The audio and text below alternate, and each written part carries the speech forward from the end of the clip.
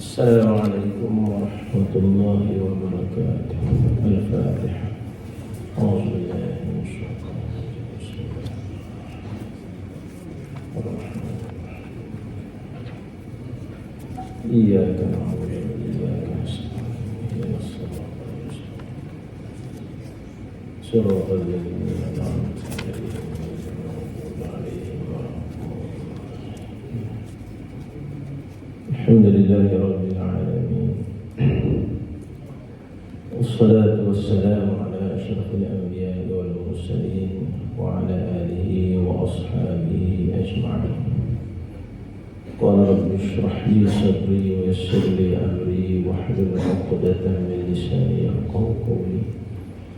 سبحانك لا علم لنا إلا ما علمتنا إنك أنت العليم الحكيم.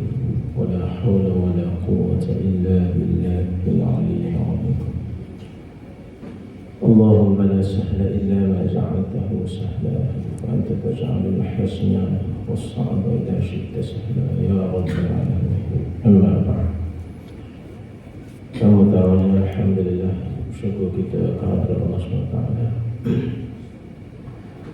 karena pada malam ini dapat sama-sama kita meneruskan kajian hadis 40, dan kita masih lagi membincangkan hadis yang ke-31 di bawah tajuk hakikat zuhud dan hasilnya. Sebelum ini kita berhenti pada muka surat 420. Jadi kita masih lagi bincang berkaitan dengan hadis yang menceritakan kepada kita tentang bab zuhud berdasarkan kepada hadis Nabi sallallahu alaihi wasallam, izhad fid dunya yuhibbukallah wazhad fi ma 'indan nas yuhibbukan nas. Berzuhudlah dalam kehidupan dunia, Allah akan mencintaimu, dan berzuhudlah dari barang apa yang ada pada sisi manusia, manusia akan menyintaimu. Jadi pada muka surat 420 ini tajuk dia zuhud Rasulullah sallallahu alaihi wasallam dan zuhudnya para sahabat yang mulia. Jika kita mencari suri teladan tentang kehidupan orang-orang yang zuhud, maka kita akan mendapatkannya dalam kehidupan Rasulullah sallallahu alaihi wasallam, baik dalam bentuk amal, akhlak maupun ucapannya, yaitu berupa nasihat kepada umatnya. Ucapan dan amal beliau yang lebih mengutamakan kenikmatan syurga di akhirat adalah buah dari tarbiyah ilahiyah, yakni pendidikan ilahi, pendidikan yang datang terus daripada Allah Ta'ala yang dikurniakan kepadanya. Jadi untuk kita menjadikan contoh atau merujukan kita dalam bab zuhud ini, tidak lain tidak bukan, ia ada pada Nabi kita Muhammad SAW. Nabi kita lah yang menjadi qudwah, teladan, contoh. Bahkan bukan dalam bab zuhud, dalam semua perkara Nabi lah yang menjadi qudwah, contoh dan teladan untuk kita semua ikuti. Walaupun kita kata dalam masyarakat terdapat tokoh-tokoh yang hebat,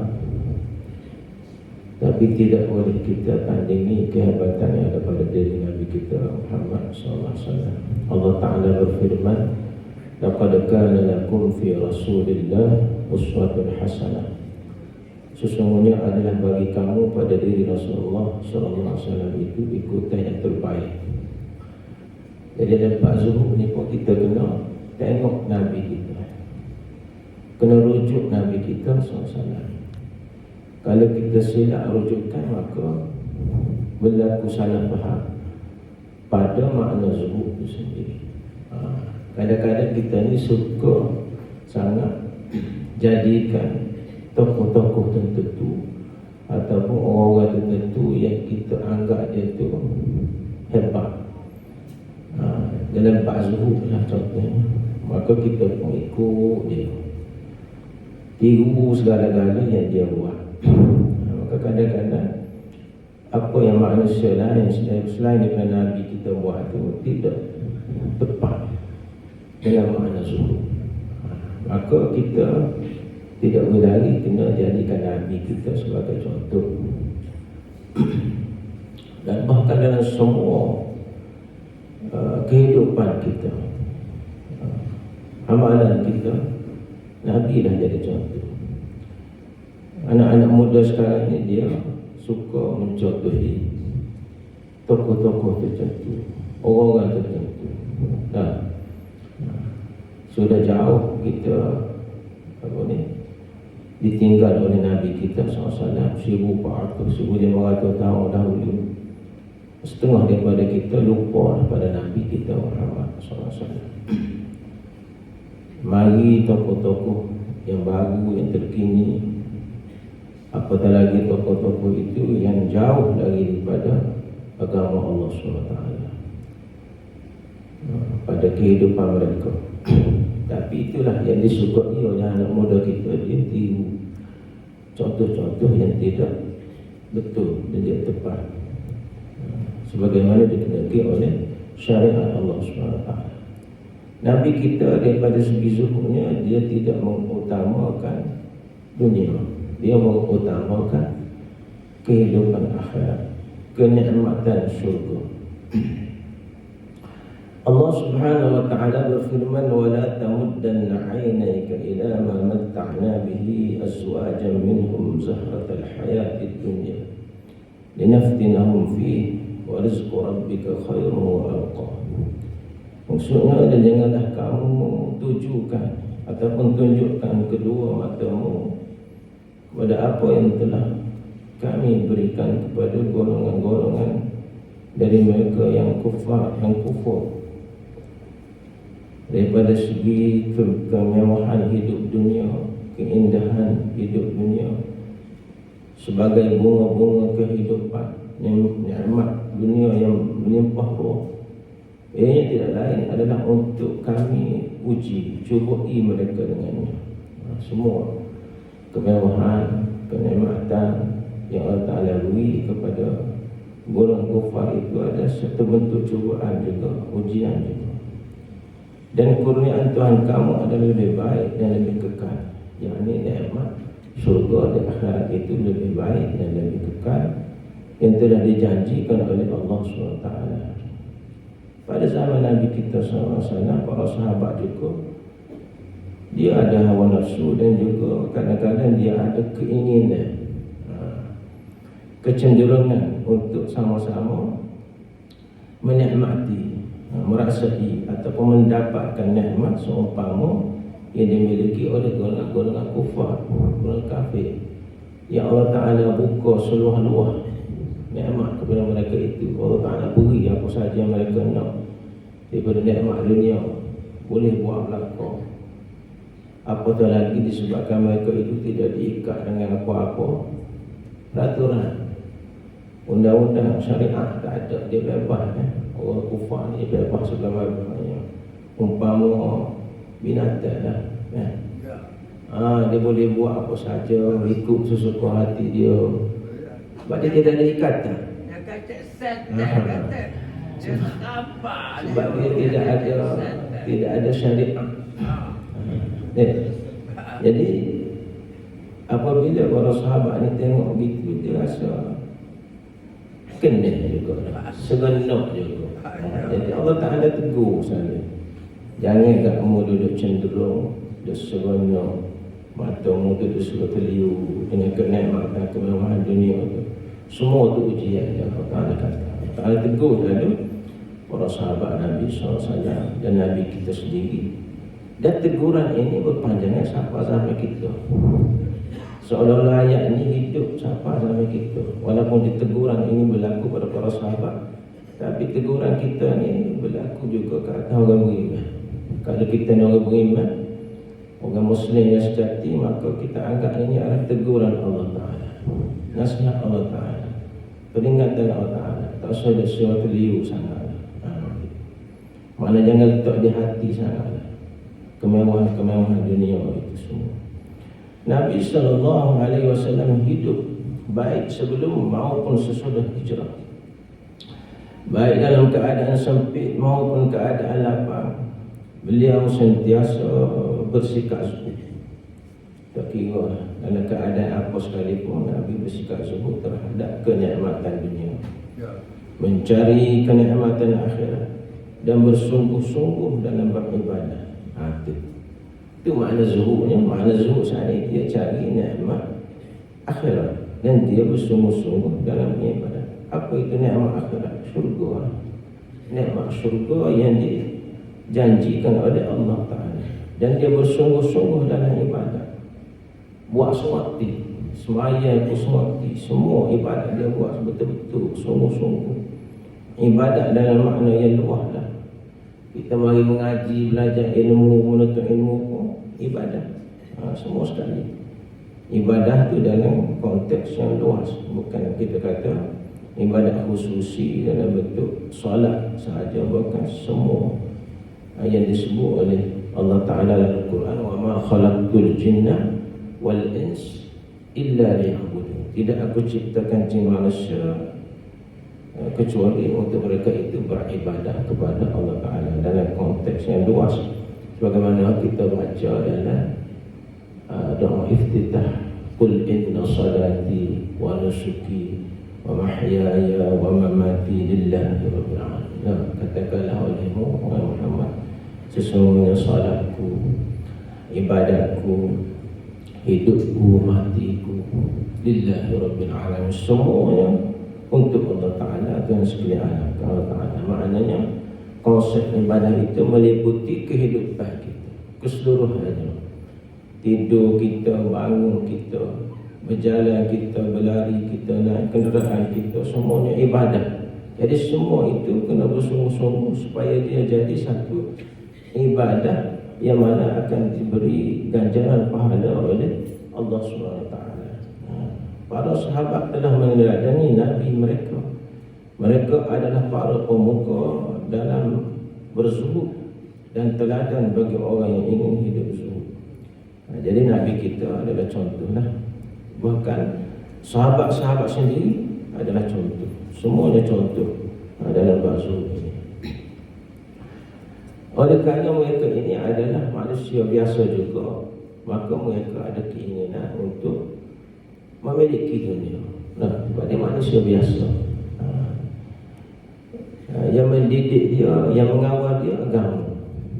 Baik itu berlaku pada zaman Nabi. Kisah di mana para isteri Nabi radhiyallahu anha, isteri Nabi kita Muhammad SAW, Nabi kita ada 9 orang isteri. Pada satu ketika dia minta daripada Nabi SAW tentang kemewahan hidup dunia. Dia nak juga. Dia minta Nabi, kita kata dia minta perkara yang berupa kebendaan, kemewahan. Isteri mana minta gitu? Bukan dia ramah. Aisyah minta. Kemudian diikuti oleh isteri-isteri dia. Semua isteri-isteri dia itu berpakat untuk minta dengan Nabi nafkah yang lebih minta. Orang panggil apa, biar bajet tu lebih sikit lah. Biar tinggi, biar ada mewah sikit. Ada zaman kita ni kan, minta nak rumah besar, nak kereta besar, nak kalau boleh ada gelar, biar penuh dengan dia. Ada tali kok, tali apa ni, macam-macam nak minta. Pakaian apa mahal dia minta, sedangkan Nabi kita tidak mampu. Boleh kalau Nabi kita nak beri, boleh. Boleh. Bukan Nabi kita SAW kalau dia minta Allah Ta'ala bagi, boleh kan? Tapi disebabkan permintaan kita telah sedikit sebanyak menyusahkan Nabi kita SAW, menyakitkan hati Nabi kita.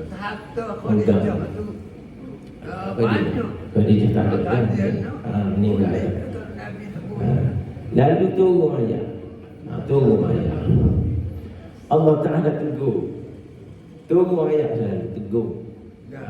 Tegur para isteri Nabi ni, ummahatul mu'minin, ibu para orang beriman. Apa ni, isteri yang solehah, banyak ni. Isteri-isteri kita ni dia contoh para isteri yang solehah. Tapi Allah Ta'ala uji juga.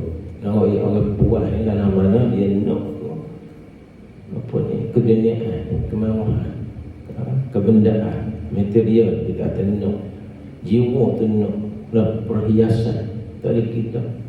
Waktu Nabi besar, istausu bin nisa, Nabi kata buat baik dan jangan reti nak, sebab dia ada perangai sikit. Allah Ta'ala cipta orang puan dengan tulang rusuk anak Adam. Sifat tulang rusuk anak Adam itu belok. Dulu sifat asal lagi dia belok, bengkok. Nabi kata ada di kalangan kamu yang mana nak betul orang bengkok, nak suruh jadi betul. Tak boleh. Nabi kata kalau mau betul patah, pakai patah. Tu. Jadi biasa kalau orang nak betul, bagi hang belok sana patah kan. Kalau dalam konteks rumah tangga kat cerah tangga, bercerah dia. Anak betul juga. Lalu Nabi pesan istausu bin nisa, kena buat baik. Ini orang tina sana, biar dia jadi lembut. Biar ada geruk dengan belok sikit-sikit tu tak apa. Tapi kita kena rosak betul. Aja belok tu pasien dia. Kalau dia minta kau tu minta kau ni hak lebih-lebih, hak pelik-pelik tu pasien dia. Tapi kita kena betul. Kita kena royak nasihat dia. Jangan kita nak betul siapa patah. Nabi pesan apa ni, Allah Ta'ala beri peringatan kepada Nabi kita SAW. Dia kata, ya ayyuhan Nabi, qul li azwajika in kuntunna turidna al-hayata ad-dunya wa zinataha fata'alayna umatti'kunna wa usarrihkunna sarahan jamila. Nabi kata, wahai Nabi, katakan olehmu kepada isteri-isterimu jika mereka tunduk kepada kehidupan dunia semata-mata, wa zinataha, dan perhiasannya, fata'alayna umatti'kunna, marilah aku nak beri. Umatti'kunna ni nak beri muta'ah, maknanya pemberian selepas cerai. Wa usarrihkunna sarahan jamila, dan aku akan lepaskan kamu dengan pelepasnya yang sebaik-baik. Maknanya Nabi kata, kamu pilihlah, kalau nak kemewahan dunia, perhiasan dia boleh aku beri, tapi aku akan lepas kamu, ceraikan kamu. Wa in kuntunna turidna Allah wa rasulahu wad daral akhirah fa inna Allah 'adda lil muhsinati minkunna ajran 'azima. Jika sekiranya kamu nak Allah dan Rasul, manakala kamu nak kepada apa ni, ikut taat perintah Allah dan Rasul, darul akhirah, dan kemewahan, kenikmatan akhirat, fa inna Allah 'adda lil muhsinati minkunna ajran 'azima. Sesungguhnya Allah Ta'ala menyediakan bagi orang yang berbuat baik di kalangan wanita itu, bagi mereka itu pahala yang besar di sisi Allah Ta'ala. Maka selepas tu ayat ni, Siti Aisyah radhiyallahu anha dan pada isteri Nabi yang lain taksir kemewahan dunia sana, nak Allah dan Rasul. Sebab apa? Sebab dia nampak hak tu dah apa ni, nikmat yang kekal, iaitu nikmat syurga dan akhirat. Dia pilih Allah, pilih Rasul, dan pilih kehidupan akhirat. Taat kepada Nabi sallallahu alaihi wasallam, taat kepada suami dia. Setelah Allah Ta'ala turun wahyu dan diberi nasihat oleh Nabi kita sallallahu alaihi wasallam. Itulah sifat ummahatul mukmin, para isteri yang solehah. Dia akan kembali kepada kebenaran. Dia tidak buat kelah, buat degil. Dia akan menerima azab di sisi Allah Ta'ala. Bahkan di dunia dia akan dipisahkan oleh Nabi kita, bercerai dengan Nabi. Rugi, sangat rugi. Ada nak cerita kepada kita pilihan yang ada pada isteri Nabi SAW, sama ada nak kemewahan dunia ataupun nak nikmat akhirat. Para isteri pilih akhirat, tidak pilih dunia. Itu juga dalam itu kita kata sifat zuhud yang ada pada isteri Nabi kita sallallahu alaihi wasallam. Ibnu Umar telah mendengar seorang lelaki berkata, Mana orang yang zuhud di dunia dan mengharapkan kehidupan akhirat? Dia memperlihatkan kubur Rasulullah SAW, Abu Bakar dan Umar, sambil berkata, apakah tentang mereka kamu bertanya? Apabila orang tanya, manakah orang yang zuhud pada dunia ni? Tak, yang mengharapkan kehidupan akhirat saja.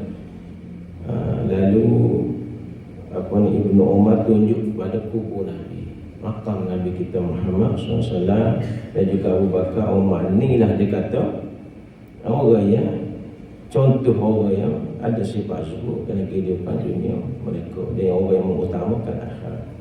Aisyah pernah berkata, kana yukhitu thawbahu wa yakhsifu na'lahu wa ya'malu ma ya'malu rijal fi buyutihim. Aisyah pernah beritahu tentang sifat yang ada pada diri Nabi kita Muhammad sallallahu alaihi wasallam. Dia adalah di antara orang yang suka menjahit bajunya sendiri. Ini di antara riwayat-riwayat kau ni. Sayyidatina Aisyah radhiyallahu anha, kana yukhitu thawbahu, dia orang yang suka jahit baju sendiri, wa yakhsifu na'lahu, suka tampang kasut dia sendiri, jahit kasut dia sendiri, wa ya'malu ma ya'malu rijal fi buyutihim, dan dia melakukan pekerja yang dibuat oleh orang lelaki di rumah mereka. Kerja kapur dia orang jantan buat di rumah, Nabi kita buat lah. Kita kata apabila sebut Nabi kan, dia tak cara benda-benda macam tu. Bukan Nabi kita buat sendiri, dengan tangan dia sendiri. Walaupun Nabi kita ni seorang hamba Allah Ta'ala yang sangat mulia di sisi Allah Ta'ala, tapi Nabi kita mencemar dulu buat kerja-kerja ni. Kalau kerja rumah tu macam-macam kerja lah, Nabi kita buat sendiri. Sehingga kita kata kalau sepuluh zaman kita nak beli barang, cari barang, cari kayu api dan sebagainya, Nabi kita buat benda-benda macam tu. Ibnu Mas'ud radhiyallahu anhu berkata kepada para sahabatnya, apakah solat, puasa dan jihad kamu lebih banyak daripada para sahabat Nabi Muhammad sallallahu alaihi wasallam, sedangkan mereka itu lebih baik daripada kamu sekalian? Mereka berkata, bagaimana itu terjadi? Dia berkata, mereka lebih zuhud daripada kamu dalam kehidupan dunia dan lebih mengharapkan kehidupan akhirat. Dunia datang kepada mereka berupa harta benda yang halal, namun mereka menggunakan dalam rangka mendekatkan diri kepada Allah dan menginfakkannya dalam berkhidmat kepada agama dan meninggikan kalimahnya. Bentuk zuhud yang ada pada Nabi dan para sahabat ialah orang yang memperbanyakkan amal ibadat dia untuk akhirat. Dia mengutamakan akhirat mereka. Abu Sulaiman berkata, Uthman dan Abdul Rahman bin Auf radhiyallahu anhuma adalah dua bendahara dari perbendaharaan Allah di bumi ini. Maknanya orang yang kaya, gedung khazanah Allah. Orang yang memiliki, yang kita kata orang yang memiliki harta benda yang ni jutawan, piti manik. Zaman kita ni kata jutawan. Abdul Rahman bin Auf dengan Uthman bin Affan. Sehingga harta Uthman ni siapa hari ini dan siapa hari ini hidup infak yang telah dibuatkan oleh Uthman ini. Jadi walaupun mereka ni kaya, keduanya menginfakkan harta dalam rangka taat kepadanya. Muamalah keduanya adalah untuk Allah dengan hati dan ilmu mereka. Itu makna zuhud. Dia menginfakkan kekayaan dia itu pada jalan Allah Ta'ala dan dalam kerangka dia mentaati Allah Subhanahu Wa Ta'ala walaupun dia kaya. Maknanya di sini bukan bermaksud zuhud itu ialah orang yang tidak ada pitih dan orang yang ada duit juga adalah orang yang zuhud. Bukan kadang-kadang orang yang banyak duit itu lebih zuhud daripada orang yang tak ada duit. Kadang-kadang orang yang miskin itu tidak ada zuhud padanya. Kerana setiap hari dia duduk kejar dunia, dia nak ke dunia. Siapa tak ada mari masjid, siapa tak ada baca Quran, dia miskin, tak ada duit. Miskin dah susah, tapi hari-hari dia kejar, siapa tertinggal amal ibadat dia kepada Allah SWT, maka di situ itu sudah tidak ada sifat zuhud pada dia. Sedangkan orang yang kaya, dia telah menginfakkan harta daripada jalan Allah Ta'ala. Dia bina masjid, dia bagi sedekah kepada orang miskin, dia gemul untuk jalan-jalan kebaikan, maka di situ kita kata orang kaya tadi adalah orang kaya yang zuhud kepada Allah Ta'ala. Dia derma macam-macam. Orang dia derma apa, kereta jenazah di masjid contohnya dah. Derma kapet, derma apa ni, aircon, kipas, macam-macam orang boleh buat. Ni. Maka di situ kita kata orang kaya tadi adalah orang kaya yang zuhud. Okey, seterusnya zuhudnya orang ajam, non-Arab disebut sini. Yang ini di sini maksud zuhud yang bukan dalam kerangka pengertian Islam, pengertian yang dikehendaki oleh agama Allah Ta'ala. Zuhud orang ajam disebut. Zuhud orang ajam. Zuhud menurut Islam adalah sebagaimana yang dijelaskan di atas. Tadilah yang kita bincang tadi. Adapun zuhud menurut yang lain adalah berpaling dari nikmat Allah secara total dan meremehkannya, mengharamkan diri untuk menikmatinya walau sekecil apapun. Beza kan. Jadi setengah daripada kita di kalangan kita, dia ambil daripada sumber yang tidak tepat lah. Dia tidak ambil daripada sumber hadis, tidak ambil daripada sumber Quran dan daripada asar para sahabat radhiyallahu anhum, tapi dia ambil daripada apa ni, tokoh-tokoh tertentu. Kok mari lewat yang mari di akhir-akhir zaman. Jadi menurut dia adalah zuhud tu dikata berpaling dari nikmat Allah secara total. Tinggal terus. Jangan buat kerja, jangan gapo, jangan duk cari duit. Tak boleh cari duit ni. Buat nanti cari duit banyak piti. Piti itu boleh melalaikan dia daripada mengingati Allah Ta'ala. Tak boleh dia kata. Sebab tu ada di kalangan kita ni siapa dia kata tak boleh bini. Bahkan lepas bini tu dia tinggal bini pula di rumah. Dia duduk uzlah. Kononnya uzlah. Ataupun terbit keluar pergi satu-satu tempat jauh duduk. Tak boleh duduk dekat dengan bini. Nanti lalai. Nanti tak jadi melalaikan dia daripada dunia. Sedangkan dengan kita berbini sana, bernikah kahwin sana, semakin mendekatkan diri kita kepada Allah Ta'ala. Tapi dia salah faham, dia tinggal keluar. Sedangkan dia duduk rumah ni kerja susah, kerja naiknya. Contoh, kerja naiknya, hari-hari bawa buruk naiknya. Kadang-kadang dia tinggal kampung halaman dia gilai atas dasar nak zuhud sana. Siapa dia nak cari nafkah isteri dia? Siapa dia nak cari nafkah anak dia? Anak dia di rumah nak makan ke apa? Isteri dia rumah nak makan ke apa? Dia sudah telah meningkat sebahagian daripada tanggungjawab dia. Peranan dia sebagai suami ni berlaku dalam masyarakat kita ni. Dia pergi tinggal, orang tanya apa nak zuhud. Dia pula pakai jubah, pakai jubah putih dengan serba tu tak jaruk tahu panjang, kadang-kadang gigi tak ada gosok. Jadi zuhud lagu tu. Itu tidak zuhud.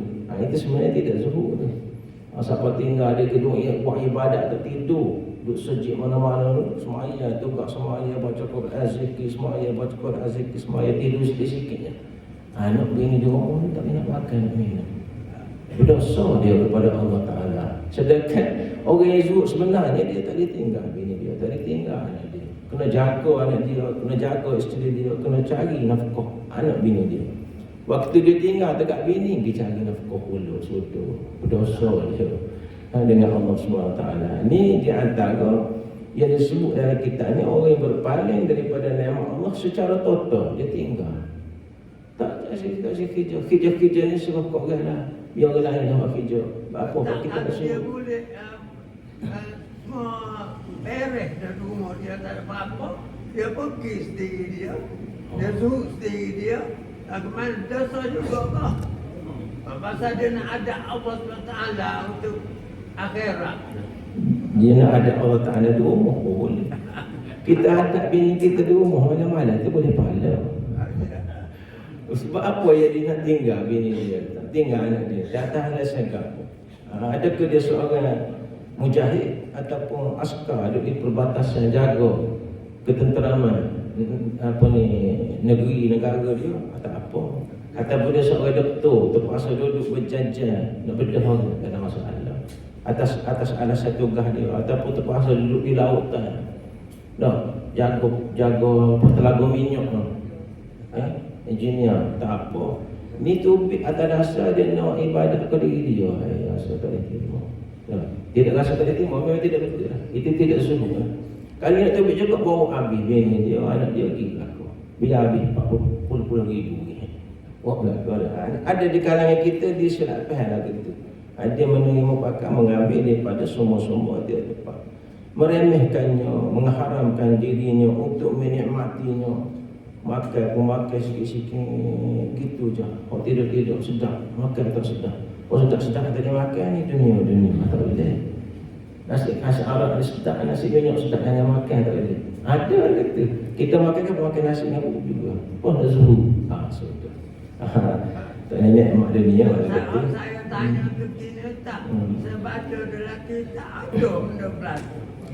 Itu maknanya penulisan yang kurang tepat lah. Tidak perlu sombong kepada Quran. Saya sampai 60 hari berpuasa. Ada juga. Ya. Walau sekecil apapun. Sebagai kaum muslimin ada yang terpengaruh dengan pemahaman zuhud seperti ini, yang sumbernya adalah di orang-orang Farsi, biasa orang Farsi. Orang Farsi ini Iran. Iran. Dia ada sikit faham Syiah dia. Syiah kan pelik kan? Syiah kan apabila merayakan hari Karbala contohnya dah. Dia tikar tubuh dia dengan pedang. Dia tumbuk berdarah habis. Itu satu bentuk yang tidak betul lah, sesat dari segi agama. Mengapa kita memusnahkan diri kita, menjatuhkan diri kita pada kelemah kemusnahan. Tak boleh. Wala tahliku la tahliku ila tahlukah ayatnya. Kita ingatlah. Jangan kamu campur. Jangan kamu campurkan diri kamu ke dalam kebinasaan. Tak boleh. Hati dia kan. Kita dapati pada masa kekhilafahan Khalifah di mana? Khalifah Bani Abbasiyah mulai melemah. Mereka memakai baju bertampan. Jadi gambar dia begitu. Dia gambar orang suruh ni pakai baju tapung. Tapi muda-muda lah ni dia pakai wajib ni bisa tapung tu loh. Tapi tidak suruh tu loh. Itu dia berbangga pula. Terbalik kan. Baju bertampan, berpangku tangan, paku tangan ni berpeluk tubuh, tak sebab kerja di sini. Secara kerja, tak segi gaung orang sekarang. Tidak bekerja dan tidak berusaha. Mereka hidup dengan bergantung kepada kebaikan dan bantuan orang lain. Itu orang bersedekah. Minta sedekah orang. Orang tak bersedekah dia malu. Dia kata pula kerepan dia malah kerja. Dia malah buat kerja sebab dia nak zuhud. Tiba-tiba orang tak beri bantuan ke dia. Dia kata orang ke dia. Orang tak cara ke dia. Terbalik. Secara serta mendakwa bahawa mereka bersikap zuhud. Tak pakai selipar. Pakai selipar dia pohon putu. Tanya fitih ada. Pada zaman Nabi pernah seorang sahabat mari kat Nabi pakai baju lusuh buruk. Nabi kata memang ada harta. Ada. Harta kapal Nabi kata ada. Unta ada, kambing ada. Semua ada. Tak boleh Nabi kata mu kena pakai mana boleh. Mu tak betul Nabi kata mu kena tunjuk juga nikmat Allah Taala. Allah Taala kata apa dalam Quran, wa amma bi ni'mati rabbika fahaddis. Ada pun nikmat Tuhanmu kena kita kena cerita. Biar orang tahu. Jadi tukar dia dengan orang susah. Dia kaya tapi pakai buruk. Nak mari sejik kat pilih baju paling buruk sekali. Tak kena pilih baju paling comel. Nak mari ngadak Tuhan kan dia pilih hukum mahal. Ni pilih tu ada macam-macam titik sabur. Betul dunia dia pilih dah ada. Sebab apa zuhud? Tak betul. Itu salah daripada segi pemahaman zuhud sebenarnya. Padahal semangat Islam menolak sifat negatif yang mematikan ini. Islam menyangkal kelemahan yang mematikan dan mengingkari kehinaan dan penyandaran diri kepada orang lain. Sebab itulah Islam jadi mundur, jadi lemah, tidak membangun, jadi letih. Itulah Islam sebenarnya mengutamakan pembangunan. insan, fizikal dan spiritual, dua-dua sekali kena seimbang. Kita nak bina rohani saja, jasmani pun kena bina juga. Kemudian yang ada kena ada. Umat Islam pada hari ini telah sembuh dari pemikiran yang sakit ini. Penulis kita kata, penulis kita ni ayat ni, kita Al-Wafi ni, dia kata umat Islam ini sudah mulai sembuh dari pemikiran yang sakit ini. Ada satu sampai dulu lah, satu ketika dulu kan, ada gini lah, suasana begini, suasana tengok dia tu nampak letih, lain, pakai baju capek-capek ni, selipar sebelah, duduk sebelah, oh zuhud ni zuhud, sama dia, dan dia faham lah, orang faham lah.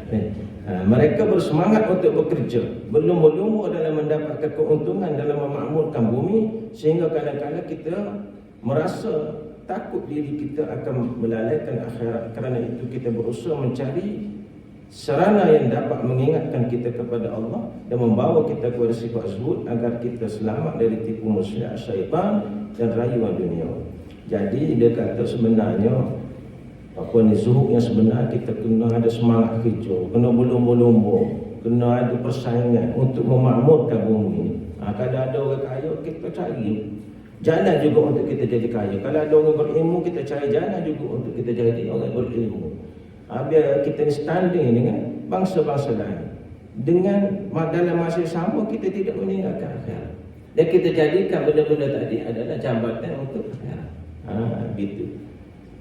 Kalau lagu ni kan, pemikiran kita yang lemah, contohnya tidak nak kepada dunia, maka tak boleh naik kapal terbang lah. Betul tak? Tak lagi duduk di hotel lah, sebab hotel tu comel kan. Tak ada masuk hotel. Ramai orang berfikiran gitu. Itu tidak betul salah. Daripada segi pemahaman zuhud yang sebenar. Jadi huraian dia hadis terakhir. InsyaAllah kita akan sambung pada masa akan datang pada hadis yang ke-32, iaitu menolak kemudaratan dalam agama Islam, insyaAllah. Jadi mudah-mudahan apa kita dengar, kita bicara ini akan memberi manfaat yang banyak kepada kita, insyaAllah. A'udzubillahi minasyaitonir rajim. Bismillahirrahmanirrahim. Alhamdulillahi rabbil alamin, wassalatu wassalamu ala asyrafil anbiya'i wal mursalin, sayyidina maulana Muhammad wa ala alihi wa sahbihi ajma'in. Allahumma ij'al jam'ana hadha jam'an marhuma wa tafarraqana min ba'dihi tafarraqan ma'suma wa la taj'al Allahumma fina wa la ma'ana wa la يتبعنا شقيا ولا مطردا ولا محروما يا رب العالمين. اللهم زدنا علما وارزقنا فهما وصلى الله على سيدنا مولانا محمد وعلى اله وصحبه وسلم. الحمد لله رب العالمين. تقبل الله.